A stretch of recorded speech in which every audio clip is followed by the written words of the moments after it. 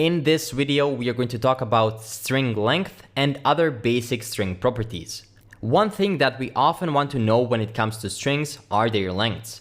You might think that we need to do some complex stuff to get to that value, like loop through all the characters, count them, and then display the value, but it is so much simpler than that. Let's create a string with a name of John, for example, and then just below that, I'll show you how to get the value. Name.length. That's it. You only need to call a length property on a string. For us to be able to see that, we can wrap it in a console log statement, save it, and if you can see correctly, we're getting 4 in our console here. So that's 1, 2, 3, 4. You will be using the length property a lot. It is one of the most used and most useful string properties out there. Also, it is quite simple to learn, right? It is really intuitive. Another thing we might want to do often is get the element at a certain position of the string. We can do it really easily as well. This is how we would get the first letter of a string. So in here, we can remove this console log, and then in there, we're going to do name. So we're calling the name. And then using the square bracket syntax, we can access a certain position of the character. We can say 0.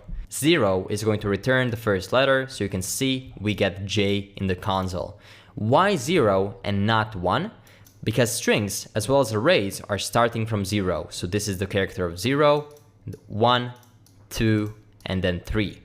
That's why to get the J, we simply call 0, which is the first letter in this string.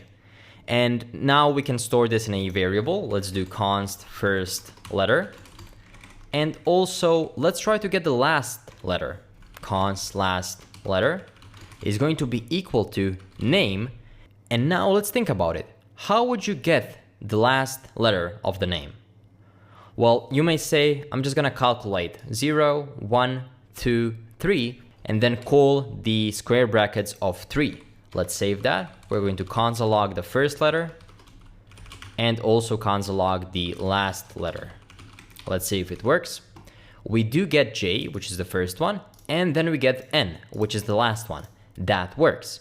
But now I ask you, how would you get the last letter of, for example, a string, John is a good fella, just like that, and with a dot as well. How would you get the last one?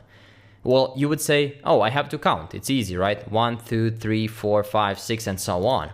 But you can see there's a problem. We can easily just pause between the letters, or nobody has time to really go through it and then calculate the number of letters. So we can use that property, name.length. So that's gonna be name.length.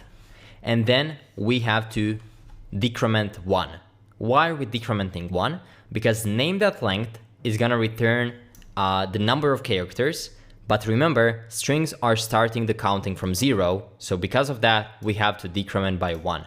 And now if we do this, we get the last character. But now it's dynamic. We can enter a string with as many characters, and it's always going to give us the last one. We can get rid of this, and in the same fashion, we can also get any character you want. We can do name and then 2, which is going to give us 0, 1, 2, and so on. You can see we are just using the indexes or indices of actual characters to get them outside of the string. Great. In this video, we'll learn how to get a length of strings using length property, as well as how to get certain characters of a string. Now let's learn how we can change the case of the string.